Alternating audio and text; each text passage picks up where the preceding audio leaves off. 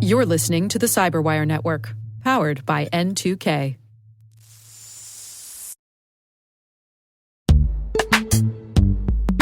Imagine a world where you're always one step ahead of cyber threats, where your defenses are impenetrable because you see what others don't. Welcome to Team Cymru's Threat Intelligence Solutions. With real-time access to the world's largest threat intelligence data ocean, they enable you to turn the tables on attackers. Transform your security from reactive to proactive through accelerated threat hunting and incident response, made possible through automation. Empower your team with visibility and insights to start defending your organization like never before. Team Cymru. Be the hunter, not the hunted. Learn more at team-cymru.com/cyberwire.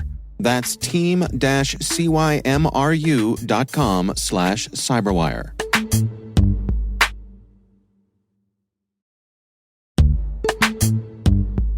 This episode is brought to you by Palo Alto Networks, the leader in cybersecurity. As AI-driven attacks increase, organizations can't afford to have network security that's stuck in the past.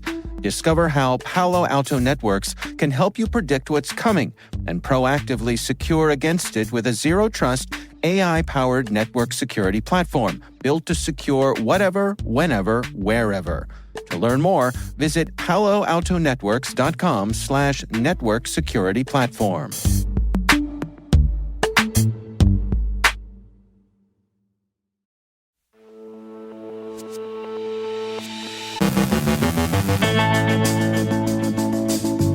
A former Google software engineer is charged with stealing AI tech for China. State attorneys general from 41 states call out Meta over account takeover issues. Researchers demonstrate a Stuxnet-like attack using PLCs. Buyer beware, a mini PC comes equipped with pre-installed malware. A Microsoft engineer wants the FTC to take a closer look at Copilot Designer. There's a snake in Facebook's walled garden. Bruce Schneier wonders if AI can strengthen democracy. In our Industry Voices segment, guest Jason Lamar, Senior Vice President of Product at Cobalt, joins us to discuss offensive security strategy. And NIST works hard to keep their innovations above water.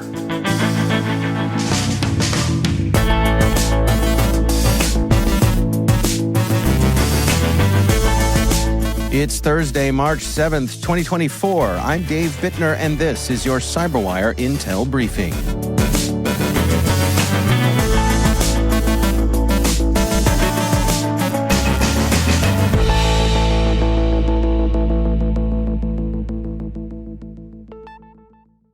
Thanks for joining us here today. It is great to have you with us. Linwei Ding, a former Google software engineer, has been indicted on charges of stealing trade secrets related to Google's AI technology. Hired by Google in 2019, Ding had access to sensitive information about AI models due to his role in developing software for Google's supercomputing data centers. Between May 2022 and May 2023, he's accused of uploading over 500 confidential files to a personal cloud account. Allegedly, after receiving a CTO job offer from a Chinese tech startup in June of 2022, Ding founded his own company in May of 2023, focusing on machine learning acceleration, and applied to a Chinese startup program. He's accused of plotting to replicate and improve upon Google's computational power platform for China. The Department of Justice claims Ding employed methods to evade Google's data loss prevention checks, including transferring data to PDFs via Apple Notes. He also allegedly manipulated access controls to disguise his location. The FBI emphasizes the seriousness of this sort of intellectual property theft for American innovation, economic security, and national security. Ding faces up to 10 years in prison and a $1 million fine if convicted. States attorneys general from 41 states have expressed significant concern to Meta over a sharp rise in account takeovers on Facebook and Instagram, highlighting an alarming trend that strains both their resources and affects users profoundly. These takeovers lead to unauthorized access, privacy breaches, financial fraud, and misuse of personal information. Victims experience distress and disruption, especially when their accounts, integral to personal and professional lives, are compromised. Complaints to Meta about these issues have surged, with reports of inadequate support and response from the company. The problem has escalated, with complaints increasing drastically across various states, indicating a pervasive issue on Meta platforms. The attorneys general are demanding immediate action from Meta to bolster its effects in preventing account takeovers and improving support for affected users, stressing the importance of safeguarding user accounts and alleviating the burden on state resources. Researchers from the Georgia Institute of Technology have developed a new form of malware targeting modern programmable logic controllers, PLCs, to demonstrate the potential for remote Stuxnet-like attacks on industrial control systems. This malware, named Iron Spider, exploits web-based features of modern PLCs to infiltrate and manipulate industrial processes through the PLC's web server and APIs, which are accessed via a regular web browser interface. Unlike traditional malware that requires physical or network access, Iron Spider can be deployed remotely, leveraging cross-origin vulnerabilities and service workers for persistence, making it both easy to deploy and hard to detect. The malware can perform actions like overwriting input-output values and spoofing HMI displays, with the potential for significant industrial damage, all while avoiding detection. This demonstration underscores the expanded attack surface and security risks associated with the advanced capabilities of modern PLCs. Graham Cluley reports that Ace Magic, a Chinese mini PC manufacturer, unintentionally shipped malware, including the Redline spyware and Bladabindi backdoor Trojan, with its products. This admission came after consumers in the United States and Europe reported issues, leading to the discovery of the malware by Windows Defender. The company's attempt to enhance user experience by modifying Microsoft source code and adjusting network settings without proper digital signatures resulted in the malware distribution. The affected PCs lacked digital signatures for both the altered code and RGB lighting control software, making them vulnerable. Ace Magic has acknowledged the oversight, offering full refunds to customers with affected PCs and a 10% discount on future purchases, promising greater caution in the future. Shane Jones, a Microsoft engineer, has raised concerns with the Federal Trade Commission about Microsoft's AI image generator, Copilot Designer. He claims this is due to its ability to produce harmful and inappropriate images. The AI-generated content allegedly includes disturbing and violent imagery, sexualization, and misuse of popular characters in sensitive contexts. Jones, who has been with Microsoft for 6 years, has repeatedly tried to address these issues internally since December and even contacted U.S. senators after explicit images of Taylor Swift were spread online. Microsoft CEO Satya Nadella acknowledged the need for more safety guardrails, and the company says they are committed to addressing employee concerns, and they have protocols for investigating and remediating such issues, but Jones's efforts have led to pushback from the company's legal team. We note that Microsoft is an N2K CyberWire partner, but we cover them just like we do any other company. Researchers at CyberReason have identified a Python-based information stealer, Snake, being spread through Facebook messages by threat actors. This malware campaign, active since August 2023, involves sending victims archive files containing malicious scripts that install one of 3 variants of the Snake malware on their systems. The malware targets a variety of web browsers to steal credentials and cookie information, including data specific to Facebook, which could allow attackers to hijack victims' Facebook accounts. The Snake malware transmits the stolen information to platforms like Discord, GitHub, and Telegram by exploiting their APIs. Indicators suggest that the threat actors behind this campaign are Vietnamese-speaking, targeting not only international browsers but also Kok, a browser popular within the Vietnamese community. Bruce Schneier has written a thoughtful piece titled How Public AI Can Strengthen Democracy. In it, Schneier says the intersection of democracy and AI present dual challenges: AI's influence on democracy and democracy's ability to govern AI technology. With big tech firms like Microsoft, Google, and Amazon dominating AI development, there's a risk of AI reflecting corporate interests over public welfare. The centralization of AI control raises concerns for democratic governance, and Schneier advocates for a public AI option to ensure universal access and counterbalance corporate AI. A public option could foster innovation, allow public input on ethical considerations, and ensure equitable access to AI technologies. Inspired by global examples like Taiwan's efforts to democratize AI development, the proposal suggests creating a federal agency dedicated to developing and managing public AI models. This agency would prioritize democratic values in AI deployment, offering foundational AI models as public goods, and ensuring ethical and equitable AI development.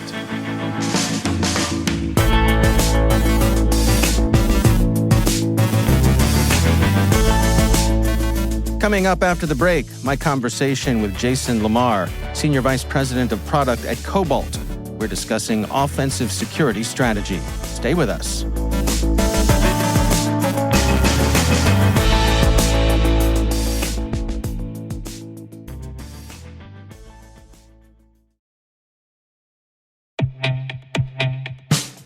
In the complex world of enterprise identity, securing legacy web apps at scale can be daunting. Strata Identity makes it simple. With Strata, you can effortlessly integrate non-standard apps with any identity service, like MFA or SSO, with zero coding and zero hassle. Designed by identity architects for identity architects, Strata works with every vendor, standard, and app architecture. This means your apps can now speak modern protocols and integrate seamlessly with your chosen identity services. From securing on-prem web apps to migrating away from outdated identity providers or consolidating them, Strata helps you keep your complex access policies as you modernize your identity infrastructure and get rid of technical debt. Join leading organizations like 3M, Dallas County, and CIBC in securing your apps with Strata. Visit strata.io/cyberwire, share your identity security priorities, and receive a complimentary pair of AirPods Pro. Offer valid for organizations with over 5,000 employees. Connect today at strata.io/cyberwire.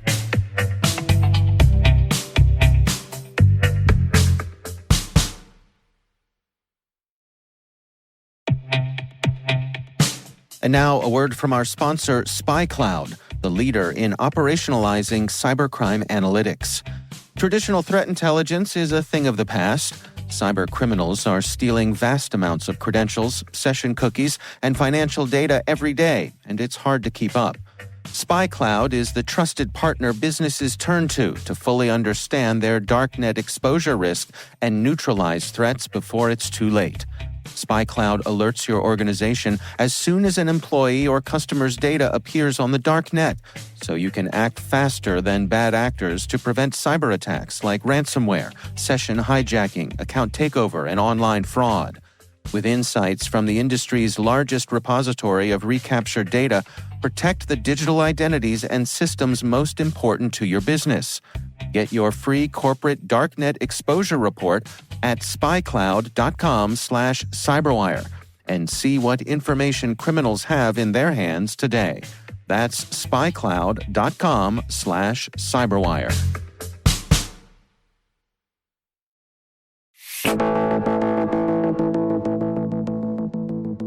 In today's sponsored Industry Voices segment, my conversation with Jason Lamar, Senior Vice President of Product at Cobalt. We talk about offensive security strategy. Well, we've been seeing a shift in, thus the name, a shift in customer mindset. There's been a lot of discussion and thinking customers have around, okay, am I am I doing enough in my offensive security area versus my sort of defensive areas? And so that inspired us to do a survey and to talk with customers through the survey to kind of get more quantitative understanding of what they're planning and how that's going. Well, how do we approach this? I mean, when you look at the folks who are trying to balance between offensive and defensive security and the money that they spend on that, how do they go about doing that? What's the ideal way to approach that? Well, a couple of ways I've seen this is people are looking at their controls. They're looking at how they're filling out their control posture relative to the controls that they need to have in place for a particular level of compliance. So there's a compliance area where you're sort of doing your due diligence, managing to a framework. A lot of security folks I know think in terms of, well, am I looking at my before, during, and after, a breach? So how am I preparing before? How am I operating during? And then what's my process of, after something's happened, what am I doing? So those are some ways that people think about it. What about the CISOs themselves? I mean, are we finding that there's sort of an evolution here when it comes to offensive security strategies?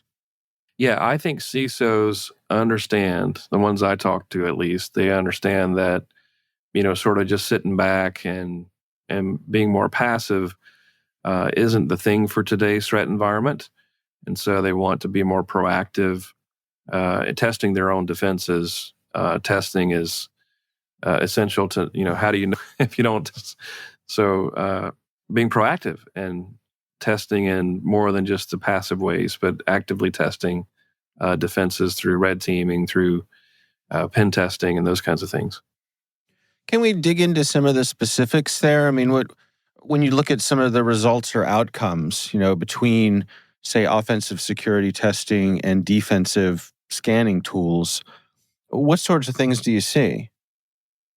Well, if we're talking about like an external attack surface, we noticed in our survey that 75% of the respondents told us, year over year, their company was doing more pen testing in 2023 than they were in 2022.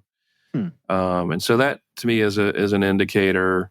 A lot of folks have traditionally run scans monthly or whatever, and they've got their spreadsheet and they're working down things. But those tests, some of those tests are, they don't go as deep as a pen test, and they don't simulate the kind of behaviors and attacks that they should be most concerned with. So I would say, like, a lot of the traditional testing is still needed. The defensive testing is still needed, but CISOs are clearly telling us that they want to be more active. They want to be more proactive.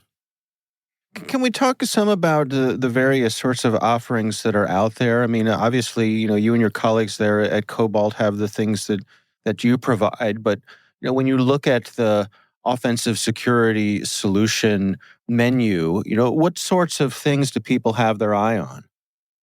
Yeah, so that's interesting. There are lots of capabilities out there, and one of the things that we were testing for in our or asking about in our survey was things like red teaming. So 63% of respondents agreed that they conduct more red team exercises now than they did a year ago.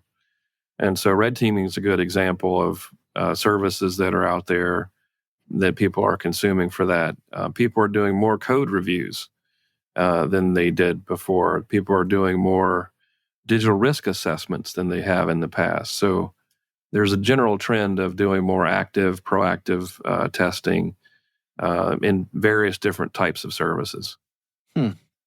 Can we dig into some of the details here? If we consider, an organization's offensive security strategy, what are some of the elements that should fit into that? Yes. So there should be a general approach to pen testing. A lot of folks have traditionally looked at that as once a year kind of, do it for compliance. The trend that we're seeing is people are using it much more strategically. And they're looking at their various assets, especially those exposed on the internet, to be more agile in their testing. So they'll do some a big test of an asset area, and they'll come back and test it again from, more periodically, I would say. And that's both being driven by the security team, but increasingly we see interest in this from the application teams. And what we're also noticed in our survey is that people are, through activities like red teaming is another example that should be a part of your offensive security strategy.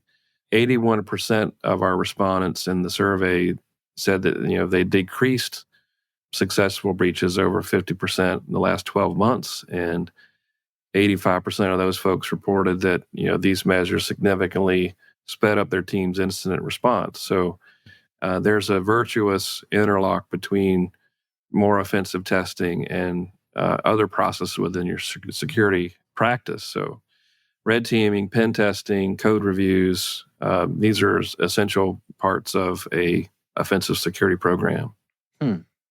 What about the reality that nobody has unlimited time, no one has an unlimited budget here? What are your recommendations for folks to dial this in? I'm thinking about those built-in kind of cost dynamics that come with cybersecurity. If we take an area like pen testing, for example, many organizations have a budget for that. Most organizations have some kind of pen testing budget. And so one question you could ask yourself is, how do I want to deploy that budget? There are opportunities like pen testing as a service and more, proactive approaches like red teaming, where you may want to look at what's the mix of how you're deploying your offensive security dollars, to be more proactive than, more defensive and reactive. So as we found in this SHIFT report, there's an opportunity to, look at the mix of what your budget's paying for and how active and proactive that is. Was there anything coming out of the report here, any of your survey data that you found surprising or unexpected? Well, I think that, it's just 58% of respondents believe their company is still lagging in integrating their offensive security practices into their overall security strategy. So I don't know if that's a shock. We've been around in security a long time, right? Dave, but it's definitely an insight that says, hey, people want to do more of this. We've heard that all through the report, but what we've found is that people are still having trouble getting that connected to the overall strategy. With the economic downturn, everything has been under scrutiny, no doubt about that. Lots of organizations sort of deprioritized some of their security focus. And so it's encouraging and challenging at the same time. It's encouraging to see that folks are wanting to be more proactive, and they're sort of definitely making plans and investments there. And it's also challenging that folks are still reporting that they're struggling to get that connected back to their overall strategy for security. Yeah. Based on the information that you all gathered here, what are your recommendations? Well, I recommend that folks that are, look at your budget for pen testing for any of your offensive security areas and make sure that they're aimed at things that you can do frequently, that provide you proactive insights that go deep enough to tell you what the problems are. If you haven't looked at that in a while, it's probably a good time to consider just how do you connect your offensive security strategy within the tools that you have, within the service and partners that you have, and then do an evaluation of that. Is it right sized? Is it you got the right settings within that, priorities within that? And then bring that back to your overall security program strategy as you think about your year-to-year planning. That's Jason Lamar, Senior Vice President of Product at Cobalt.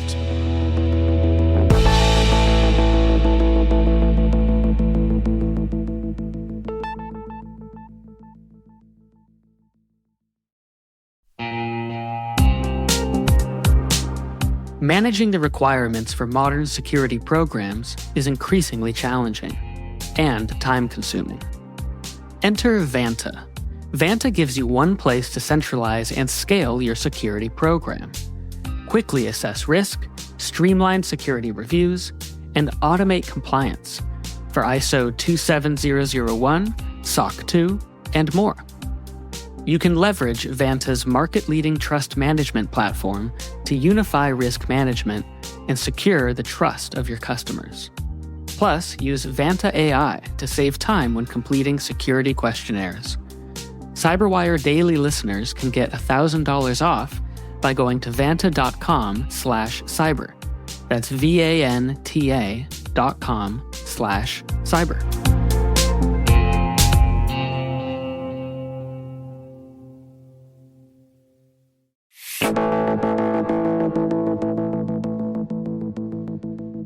And finally, the Washington Post writes that the National Institute of Standards and Technology, NIST, who play a key role in President Biden's AI regulation plans, face severe underfunding and infrastructure decay, putting its mission at risk. With budget cuts and only $10 million allocated to the new U.S. AI Safety Institute, NIST's resources are dwarfed by the billions invested by tech giants and international counterparts. The Institute's staff battles with leaking roofs, frequent blackouts, and inadequate internet, forcing manual data transfers and protective measures for sensitive equipment, like covering microscopes with sheets of plastic during rainstorms. Over 60% of NIST's facilities fail to meet federal standards, significantly hindering productivity and delaying critical technology evaluations. This situation risks making NIST vulnerable to industry influence as it increasingly relies on outside tech companies for computing resources. The agency's challenges are representative of the broader issue of the U.S. government's struggle to prioritize and fund technological advancements and safety, jeopardizing its competitive stance and regulatory capabilities in the global tech race. Our hearts go out to the good folks at NIST who are working under these sorts of challenging circumstances. The labs may not be waterproof, but their spirits are unsinkable.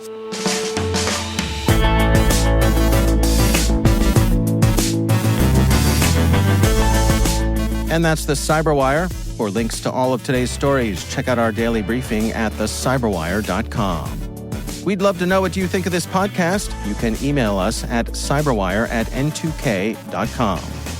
N2K Strategic Workforce Intelligence optimizes the value of your biggest investment, your people. We make you smarter about your team while making your team smarter. Learn more at n2k.com. This episode was produced by Liz Stokes. Our mixer is Trey Hester, with original music by Elliot Peltzman. Our executive producers are Jennifer Iben and Brandon Karp. Our executive editor is Peter Kilpie, and I'm Dave Bittner. Thanks for listening. We'll see you back here tomorrow.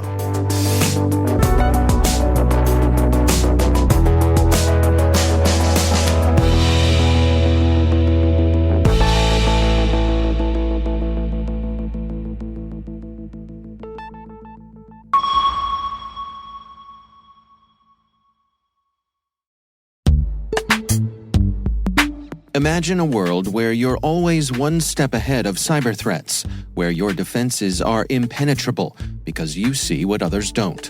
Welcome to Team Cymru's Threat Intelligence Solutions. With real-time access to the world's largest threat intelligence data ocean, they enable you to turn the tables on attackers. Transform your security from reactive to proactive through accelerated threat hunting and incident response, made possible through automation. Empower your team with visibility and insights to start defending your organization like never before. Team Cymru. Be the hunter, not the hunted. Learn more at team-cymru.com/cyberwire.